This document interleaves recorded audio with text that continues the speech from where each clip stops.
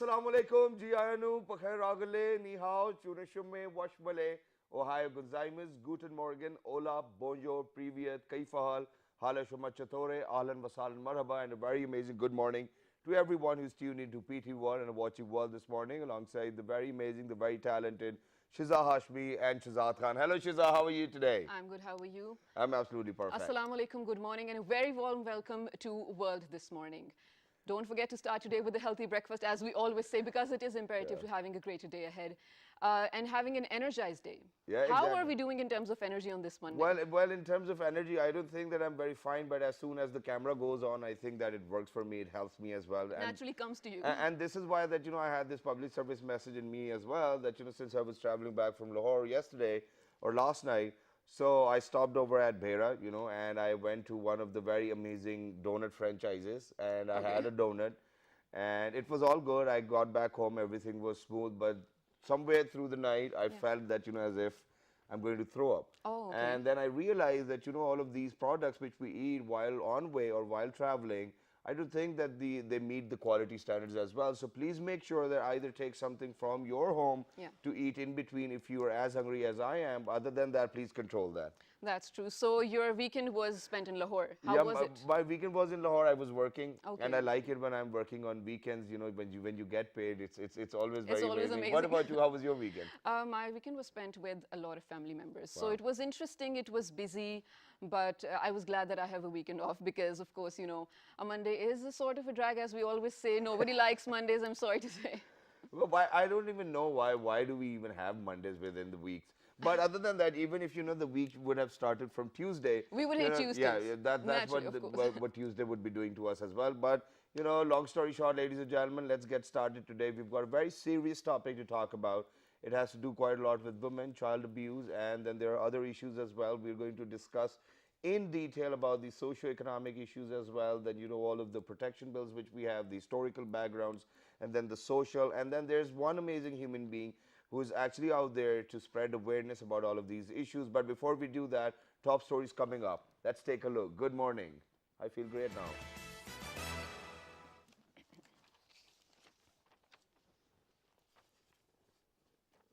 The biggest passenger plane of the world, Airbus A380, has landed at the new Islamabad International Airport yesterday. Wow. Sort of an achievement, Yeah, it's a double-decker plane, did you know that? Yeah, it's all because of the fact that we've got a newer airport exactly. and we've got all the technical huge. facility. It is huge, man.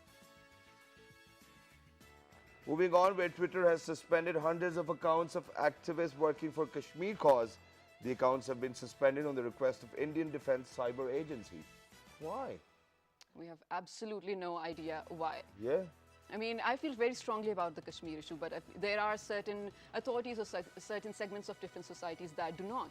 I mean, we can't tackle that, right? But all right, well, moving on, where scientists have been collecting deep-sea sponges from seabeds across the world using submersibles and remotely operated vehicles. Submersibles, wow. So the shorter form of submarines is submersibles. Is it? I guess that's what it is. Okay, let's assume. Yeah. Well, the second edition of Pakistan Film Festival opened in New York in the presence of some of the biggest stars of the Pakistani film industry. I could see Sarwar, I could see Mahira. All these people have made it there, and it's great. It's a proud moment. Yes. But why somewhere else other than Pakistan? Okay, but last but not the least, where it's good news, Pakistan claims the title of T20 Tri-Nation Cricket Tournament in Harare after beating Australia by 6 wickets in final. Australia, you are no match to Pakistan's talent. I mean, you need to recognize this now. Sorry for saying that. About time. If that's too big of a statement, but other than that, it's perfectly all right. It's a good news to start your week with as well. But now coming down to the point, where what are we talking about? Go ahead. Well, thank you for asking. We are proudly talking about women's rights today. History speaks volumes of the struggle that women had to face to protect their rights. But in this show, we are going beyond the right to vote, or the right to work in a good environment, or the right to own property, or generally have basic equal rights as compared to the male counterparts.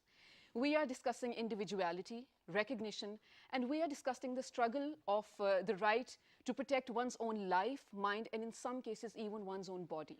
Exactly. We'll definitely do that. But other than that, ladies and gentlemen, I want you to just go back within your down your memory lane as well, and let's talk about January 4th, where a barbaric act actually took place, where Zainab, a 7-year-old young girl, was being murdered and thrown into a heap of uh, garbage. And you know, when people found out after 5 days, there were massive protests as well. Within the protests, 2 people actually lost their lives too as well. But this was the swiftest ever in the history of, you know, judicial history, that, you know, that somebody was actually sentenced, because then there were DNA tests taken in a matter of 10-12 days. But this is what actually Don says: 1185 DNAs were taken out, and then there were polygraphic tests and whatnot, and then Mr. Imran Ali was actually held accountable for what he did. And No, but Shahzad, why do we have to wait for such a big thing to happen for our community to unite? well, it's not like that. It's like that the community actually, first of all, first-hand thing, when you get to know about it, that's the time when you're aware, and that's the time when you're going to step out of it. There are so many other issues of such sort which are brushed under the carpet, That's and right. you will never ever know that something of this sort happened. That's So right. this gentleman who's over here in the studio with us has actually written a book, and he's taken on this mission that he's going to spread awareness what really happened, and you know, how child abuse, and what figures do we have. And even, you know, before the show started, I was in conversation with him, and he said that even after 7 months, more than 100 cases are reported, and you know, no actions are being taken.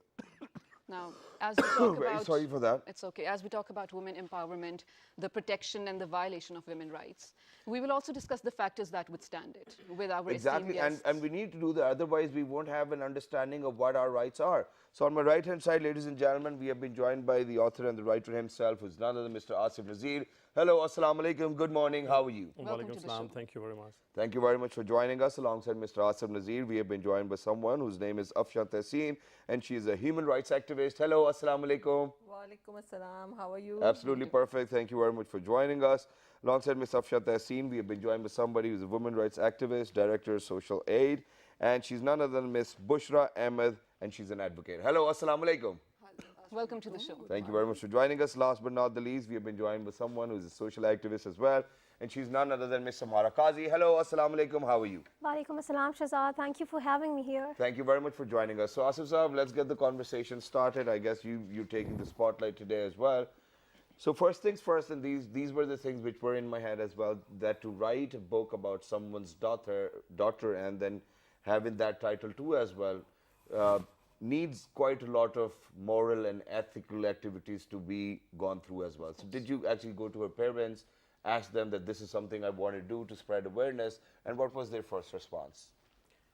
Shahzad, actually, when this barbaric incident took place on 4 January 2018, so after that, I immediately went to Kasur and met that broken, shattered, and sort of helpless family.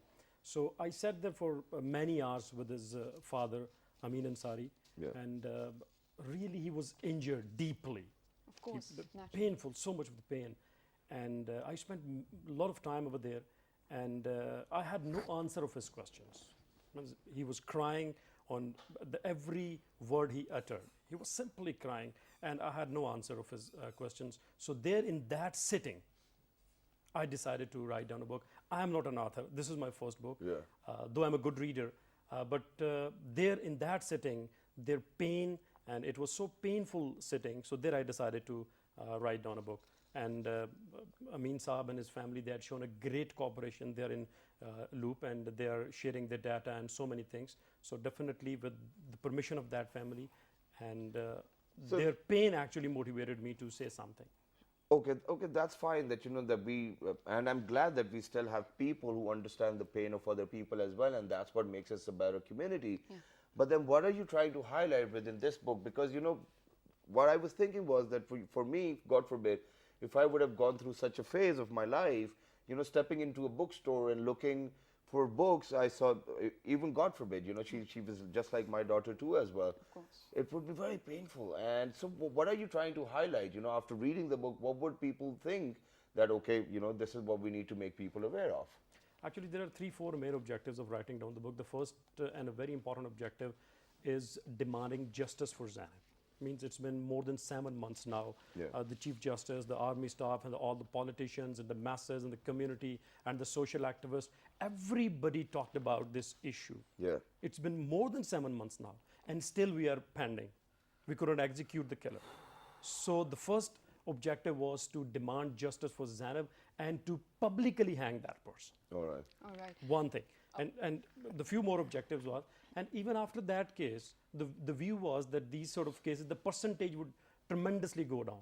But hundreds of cases reported after Zainab incident, and no one is paying heed to that. No action taken. Third objective was to sensitize the society that what kind of society we are. Actually, we are waiting for our daughter to, own her place. Exactly, right. We as a society, we have to take this responsibility to talk about this issue, because if our society is not going to take action, no one else is going to come out. And if Exactly, we expect that's everything right. from the politicians, the government, they're going to do it. No, they're not going to do it for us. We as a society, we have to take responsibility. And the last very important objective is to talk comprehensively about child abuse. Of course, So there is a yes. section we talked about international statistics, Asian statistics in Pakistan, and then the safety plan for the parents. So there is a comprehensive discussion on child abuse. Okay, so if you take a look at the poster or the front page of Mr. Asif Nazir's book, any eye can perceive that the innocent girl lives on to seek justice, even if it is in the hereafter. So, Mr. Asif Nazir, what sort of responsibility are you leaving your readers or the general media or the government with after they read this book?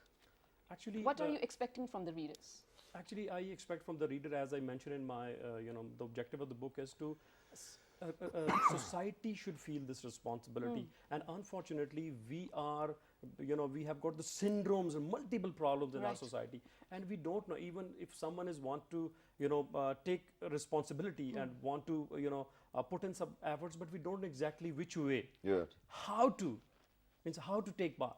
So society needs to actually understand that writing a book, conducting seminars, social media, print media, so there are a number of ways, whatever you are best at, Yeah. you can actually raise your voice. So this is actually sensitizing the society that you can play your role in any case. And if you're not going to do that, no one else is going to come out. Exactly, that's very correct as well. And with that, I would love to move on to Ms. Afshan as well over here. Since you're a human rights activist as well, and Ms. Asif have very correctly mentioned that even after this case, where people were made so aware of the fact that they really need to keep their children close to themselves and not let them out, hundreds of cases have been registered, but nobody's paying any importance to all of those cases which are still pending as well. What's your take, first of all?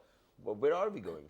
In fact, first of all, I really liked all the pertinent answers and responses which he just shared with us, and I totally agree with it. And the irony is that in Pakistan, particularly in our country, all the relevant duty bearers, government institutions, relevant authorities take action when it comes on media. Yeah. When there is hue and cry, it is not taken as the mandate of relevant institution. Right. It is taken as when they think that it is now highlighted in media and now people are just raising voices against it, then they are taken those things, and that too for a certain period of time. Yeah. Right. Once everything is gone, then all that case comes back to square one, and nothing is done to in terms of its solution, or in terms of actions, or in terms of putting some system in place where these things can be taken. Yeah. And another, I think the most, another important aspect is the response from society. In our society, this violence against, women or gender-based violence, I must say, endemic. It is prevalent, it is a mindset, it is patriarchal, it is everywhere. The only reason it doesn't come up to the surface due to a social taboo. We Right. don't feel a collective responsibility towards it. To address the issue. To address this Yeah. issue. And there is, a very big gap between the masses and the institutions and Yeah. the legislative authorities. And there are all those missing links due to which, things never take any, go forward and they come towards solution. And they're still the same. Ms. Afshan, as you have yourself mentioned that with time these issues start to fade away from the media or from, under the very importance that the government gives. What do you think is the reason? Why are we lagging behind as a society? It's definitely the foremost is the political will Okay. of the relevant authorities, and then legislation is there. After 2006, there has been good Women move rights in bills, terms of yeah. good relevant legislation, but implementation has always been an issue. Implementation in terms of institutional framework, action plans, budgetings, and then access of services to the relevant public. Are If you these take the the case loopholes? of any woman, take your case, Okay. God forbid, or my case. If I face any issue, just tell me. You can just tell me Yeah. as a woman, as you do every day, so many programs on these issues. Where will you go? Exactly. As a case management, you will go out Okay, of your before house. Where you go? okay, so before these we type of answer things that- are missing in our country when you are just having structures, you know, in terms of just as a book of law, but they are Yeah. not implemented. That's There are true. no services available. Definitely, then every day when this such case arises, there is hue and cry, and then it finishes. Okay, Exactly. I don't certainly know whether to agree to it or not, because there are quite a lot of missing links as well, and you said about political will. Yeah. I think that it's the bureaucratic culture which is failing too as well, because the institutions need to be independent, but they certainly do not look like as if they're independent, because if we have institutions, we talk about institutions, we talk about empowering them. So imagine if we live in a country where the institutions not empowered, how do you think how empowered can an ordinary individual be? Yeah. You know, take the even, let me just take the case of this Zainab murder case. Let's take case of Kasoor. What have we done? It was around so many years and so many girls killed in that area. And do you think they had some reforms even at that union council level? Exactly. Even in, there were just 2 police stations over there. What did they do in those? Did they increase the police force?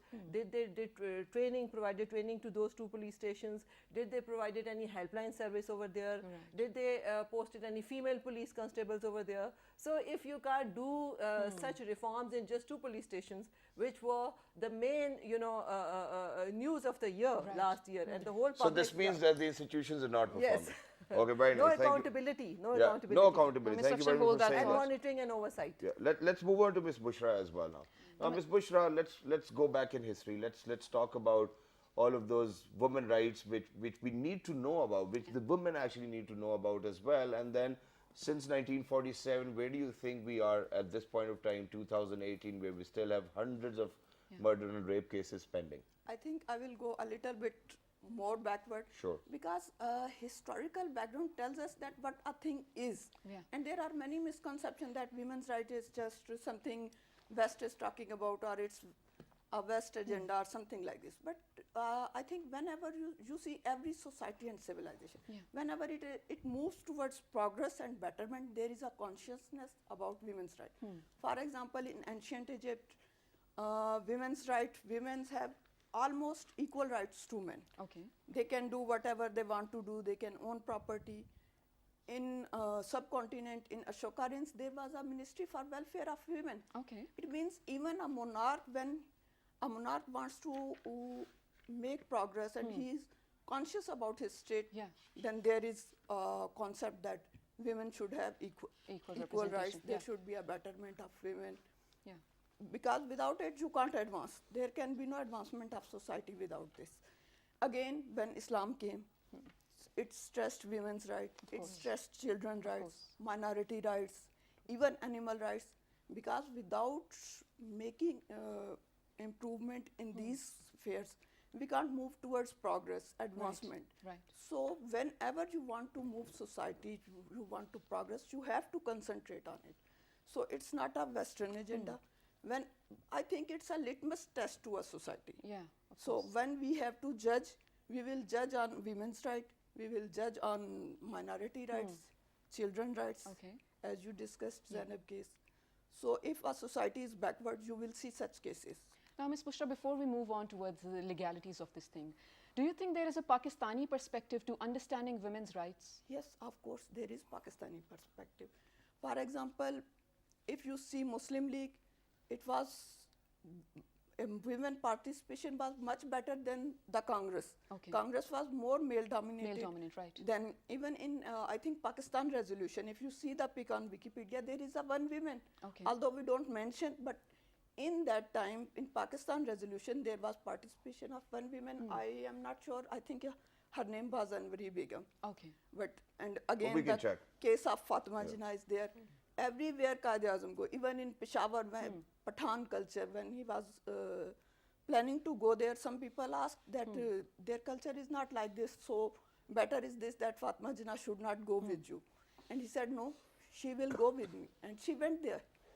So at start, I think it was quite better. Right. And I think we can be the first country, even before Israel and India, in the case of Fatma Jinnah and Ayub Khan Exactly, elections. exactly. Of course, he was in power, he was army general.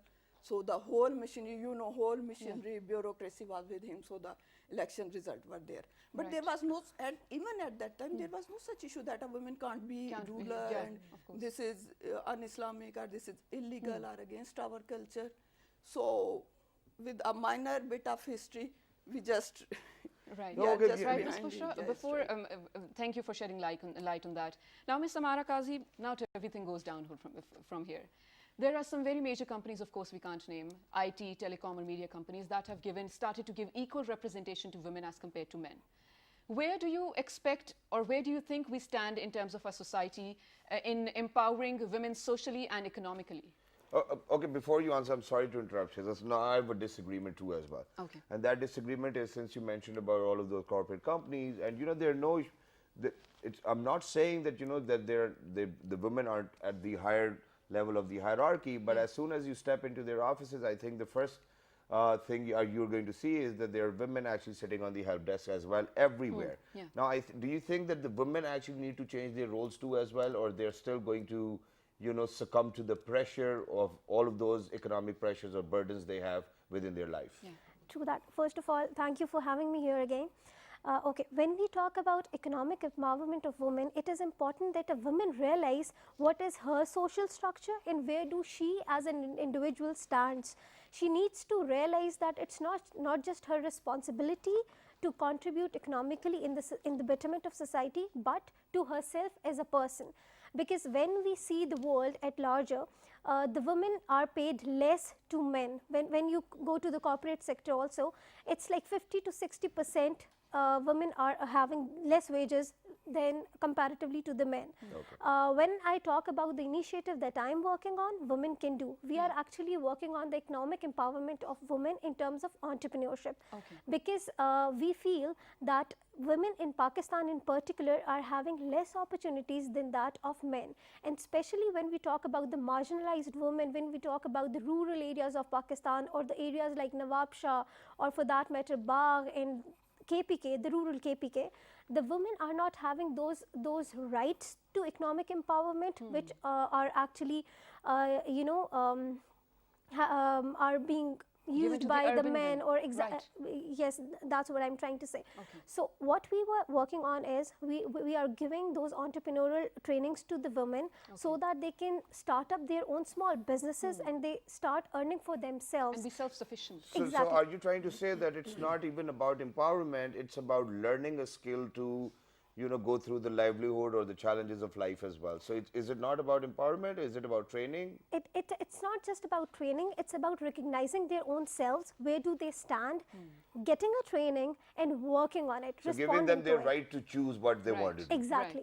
Right. And you're saying that it wasn't there before as well. Yes, it wasn't. Okay, we'll definitely come back to that. But with that, ladies and gentlemen, we really need to go out for a short break. Don't go anywhere, because when you guys are going to come back, within this book, on the pages of content, I see Khasusi report, which is like a special report. And I want to ask Mr. Asif, what are the facts and figures? And then, all the flag bearers of human rights activists as well, I'll ask them whether what's being done to challenge all of these things as well within Pakistan. Let's take a break. Good morning.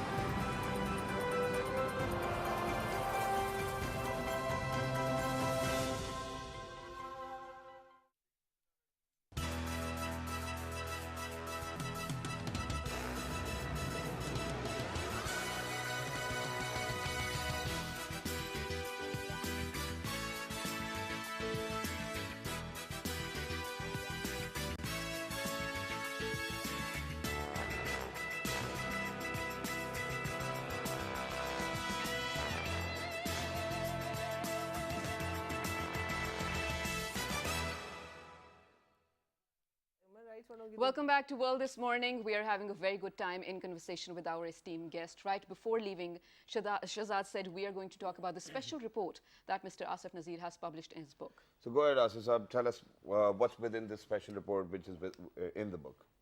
Sir, before talking about this special report, one liner is that this child sexual abuse is a much bigger issue Okay.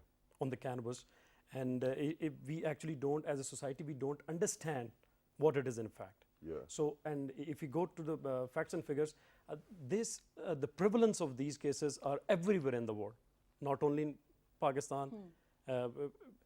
Africa is on the higher side. It means the prevalence is around 20%, around 21% in the girl, and 20% in the male.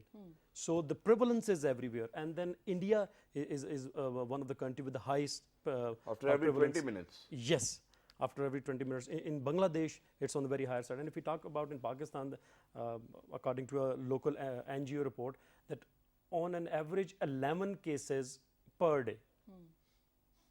So that makes around And it's child abuse, child abuse. it's sexual harassment, or there are different branches to it as well. Yeah. Yes, there are different branches, but in child abuse, so around 11 cases are reported per day, and less than 20% cases are reported. Okay. So just imagine that the cases are, much. That go unreported. Yes, so more than 10,000 cases, per year. So, and another very interesting thing is that the rural areas, percentage, the prevalence is 70% in rural areas and 30% in urban areas. So because the few of the factor is that in rural areas, for everything, for schooling they have to go out, for religious teachings they have to go out, to buy the grocery they have to go out, for the weddings and everything they have to move out of their family, and the parents, they cannot have direct check and balance. And another very important thing is that usually in rural areas, the father is not present there. Okay. They are They're working out in the they are field, working in the nearby cities, so they usually visit after a week, sometime after a month, and after years as well. So the mothers, they cannot actually have the access and everything. So when they're out with their friends, with their cousins, and so actually you cannot have a control on them. And another very important thing, there is a stranger myth. We think that in child abuse, don't let your children exposed to the strangers, but the facts and figures are totally different. In 90% cases, their relatives and their friends, 90%. they that's are a huge involved. number. They are huge numbers. So this is one of the reasons that we don't actually have an eye and the monitoring on direct relations. And one of the factor is this combined family system, where all the cousins, they play together, they have the studying together, they're going to schools, and even at times they sleep together. Yeah. So all they are the kids. So these are the few things which we really need to take care of. Now that's quite a thought, but my beautiful and comprehensive enough religion has given me the status of utmost respect. But there are some segments of the society that refuse to give me that status. So Ms. Afsha, coming to you, what do you think happened to the conscience of the violator in Zainab's murder case? Do you think as a nation we failed to chalk out the right and wrong morals? Thank you very much. First of all, let me tell you that it is sad reality that Pakistan is the third most dangerous country in terms of gender-based violence. Okay. That is a very, very, very, very, I must say, scary course. indicator for us. And definitely, you're very right that, sorry, Did we fail as a nation to... I must say that as a nation, we could not do as much as we should have had done, because in our society, as I said, it is endemic. Right. It is a mindset. Socially, it is considered something very bad, and all the onus comes on the women. If sexual abuse, takes place in our society and women are the victims, in the first place, they try to hide it. Okay. Because if they think if they will share it with somebody, that girl will be, rejected from the society. And another indicator, if you see, is the data. It is not as much as the actual prevalent issue is, and it is tip of the iceberg. And they are just the reported cases. And in our society, even educated people are not, don't have the courage to report such cases, because then they are rejected from the society. Those ladies are not then accepted in the society in terms of marriage, in terms of mainstreaming later on after the incidence of any such issue. So I must say, as a society, there is a big gap, and that needs to be bridged, because in terms of services, that is a stark reality that those are not sufficient to provide justice to the victims. But in terms of society, we have not done much at the household level, at the educational institutions, overall in our society. If you take in the case of media, thanks to media, that due to its voice raising, there has been certain change in our society, and people have started registering that as an issue. Before that, people would not like to talk about it. Right. But still, we have to go a long way to make it one of the foremost reality in our nation, because women constitute 51% of the overall society. Yeah. If you will be starting taking it as it is, you can never take steps in terms of women empowerment. Economic empowerment is just one aspect of women empowerment. Gender-based violence or violence against women is multidimensional, and by providing them economic like jobs or anything does not mean they're free from violence. Maybe they are more subjected to violence at home and then at the workplace. So we have to come up, first of all, a very peaceful, a very a society which should be accepting, which should be supportive, which should be raising voice, which should go with that female who has been victim of such abuse. And until and unless this changes in the society, we can never ever fight. And so that's why, alongside the government's support from state and the support from institutions, we have to do too much within the society. We have to use media, we have to use social media, we have to use all such very strong tools to bring awareness, because why we have been I must say unable to have any such reforms in society, because we have not worked enough on the mobilization, on awareness raising, on giving that thought to the public. And as a boy, as inside your home, we have not been training our kids to respect women, to support women, to be their protectors. Exactly. In schools, even if you see, I was once just watching a documentary of Africa. There in schools, the teachers were given training to the young boys. How will you, protect your female class fellows? And they were, giving them, helping them to internalize that aspect. In our society, we have not any such thing. Awareness raising is, out of question, and that's why we are not doing the right programming. We are not doing interventions based on the existing need, based on the existing gap. The gap is lack of awareness. The gap is the Okay, and this is why I'm going to take advantage of the opportunity as well, since Ms. Bushra is with us too as well today, and you're an advocate. So God forbid if such a thing happens, what do you think is the first response? Do you think that we need to go to the police station, get the first investigation report done, then go to an advocate? How does it work? What is the procedure that if God forbid something like this happened, what do you think that the family needs to do? Of course, before legal, I would like to add a little bit what Afshan was saying. There is a psychological trend in our society that to be a victim is it attaches more stigma than the wrongdoer. Yeah. So if you are a victim, you are responsible and you are liable for being a victim. So this trend is very, I think, shaky, and I think it should be changed. This psychological mindset should be changed, that the victim is not responsible, and stigma should be attached to the wrongdoer, to the accused, not to the victim. Even if that victim is a child. But the only time this mindset is going to change when they are actually going to go and ask for help. They're going to go to the institution. Now they're the going to go problem to the law starts when enforcing you go agencies. to the institution, any institution. If you go to the police station, first of all, they will start like a very severe investigation and criticism. And at times you feel that embarrassed what too as happened. well, that these are the Yes. type of questions that I have to answer. I'm not comfortable. So many questions are being asked which should be asked from the wrongdoer or the culprit. Exactly. So you are being responsible. This psychological aspect works in every institution, Exactly. whether you go to the police station or you go to the lawyer. But I think the first and foremost important nowadays, and of course now DNA test is admitted, is just to have your, in case of rape, that to have your medical examination, and because DNA report and this is very important and you can't deny its importance. Okay, Ms. Samara, since you run an NGO, I think it's appropriate for you, for me to ask this from you. I mean, I'm very proud to say that there are certain TV shows in Pakistan, TV serials that have furthered the concept of or empowered women financially they're stable. So how can you or a person like me on individual level further the concept of financial stability in women? Okay, first of all, the concept of empowered women, empowering women is very important. At a society level, we need to understand as women that we need to inculcate this sense of independence to other women with us as well. When we look at homes as a basic component of society, the practices that are being done there, the women, the way they raise their children, the way they raise their sons, they need to teach them that they need to respect women. They need to respect their sisters and then their wives and daughters and women they meet in the society. And we need to inculcate a sense of independence to those women that we grow up.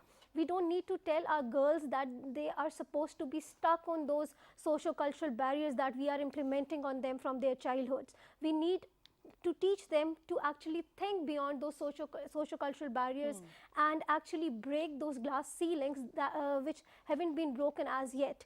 I would like to quote you here, since Women Can Do is working in 12 public sector women universities and 6 large-scale religious seminaries across Pakistan. That's nice. We have worked with many marginalized women where still they actually like to watch those soap serials other than those which actually tell them what women empowerment is. So we need to change that mindset as well. We need to tell them that their likes and dislikes can also be positive. Exactly, that's brilliantly put. But then let's take a look from the other side as well. I grew up with 5 sisters, alhamdulillah, you know, all of them were elder to me as well. And then what I could, when I go down my memory lane, is that, you know, most of the time I was sent out of the house, tu bhai hai yaar, tu kar. Okay, you know, if this is what we have to do. So imagine growing up in a household where, you know, elder sisters are just like mothers too as well, and then you have to provide them this security, but then there needs to be an initiative towards independence by your own self as well, and then taking the lead, which I don't think women in Pakistan actually try to do as well. Do they? Exactly. Anybody? Okay, you know, there has to be some way. Let's say I always talk about these things. A nicer way. A nicer way, Yeah. that there has to be a legislative, then institutional, then societal. Overall, you know, in society, the ways are like, as I talked about, the role of media is very crucial. Yeah. We need to show more role models. We need to, you know, share in media, in social media, in schools, at home, stories, even stories of from Islam, of all those brave women who fought side by side with Muslims initially in the history. So we need to have such interventions, such ways of, you know, empowering women, because they are being 14, 15, 16, they're always attracted towards such, you know, such role models, such stories. So I don't see any such thing in our country. And besides, if you see at the state level, if you see a National Assembly, how many women are there? Almost invisible, in 300 something. Okay, So if that's what, you know, since we're very short of time, and if that's what we're it's like saying, even at then the why do we state- have reserved quota for women? There You know, it was they good. should elect, No, it contest. was good. Initially, it was good to give way to you enable women to participate in electoral reforms. That was the time. But now, So now do you think that the reserved but quota now, should be there? because then they started misusing it. Then they started it like as a nepotism. All the relatives of big wigs started coming in assemblies without having any technical expertise. We'll so have to now fight. using it as a way. Now we should be, you know, focusing on expanding this quota system, and we should encourage more and more women. If you Expanding see, quota even system. no, That's not right. You are advocating what non-feminist. allocating. What I'm saying, even in Zena murder case, there were lots of women parliamentarian. When I came to know, directly, indirectly, that they even had such cases of abuse, and they said we were unable to discuss about it due to the shame. Due to, you know, again, this honor thing. When parliamentarian women cannot speak about it, how we can think of common women in rural areas Very rightly who are said. every Right. day victim of abuse, and they have Very no rightly said, we're structure. very short of time. Thank you. Asif Saab, any last words? Very Yes, quickly. one comment is that now being a male-driven person. So I would like to say that now the women's, they are taking share with the passage of time. They are learning, and as they're exposed to the more challenging environment, things are getting better for them internationally and even in Pakistan as well. One thing I would say regarding this book is that we are contributing donating rather 30% of the total income of this book to the Zainab Shaheed Foundation, That's and great. which is in a process.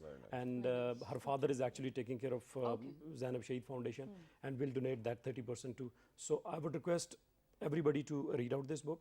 And secondly, And where can we donate them? where can? And how can we donate to the foundation? I think the percent of the sales goes to See, the one way is to read out this book, and 30% will directly go to Right. Zainab Shaheed Okay. Foundation. One of the way, and second is that he will have his own program, and he will be there with us on launching of this book. And we would definitely love to have him on the show too as well. Thank you very much, ladies. First things first, you know, this is how you prioritize, this is how you bring about change. Thank you very much, Asif Saab, for coming over. Anything, Shiza, you want to say? Yes, of course. I think I want to leave this show at the note that women have been given the incredible ability to bring a new life into this world. Now, to deprive women of such an, of some basic human rights is not humane. So if you see a woman, a child, a man, anyone being deprived of such rights, know that that is your time to make a difference. Sound the voice, be the voice that you need to listen to. Very nice, very well said as well. And if there's anything you want to ask about the book or whatever we discussed today, please write to us on our Facebook fan page, which is with the name of, Well This Morning. on Twitter, Well This Morning, mine is G. on Daily Motion and YouTube. Well This Morning. And the fabulous repeat's going to be at. 11:05 in the night. Till the next time, ladies and gentlemen, look after yourself, look after your daughters, empower them, stay blessed. Good morning. Good morning. Thank you very much.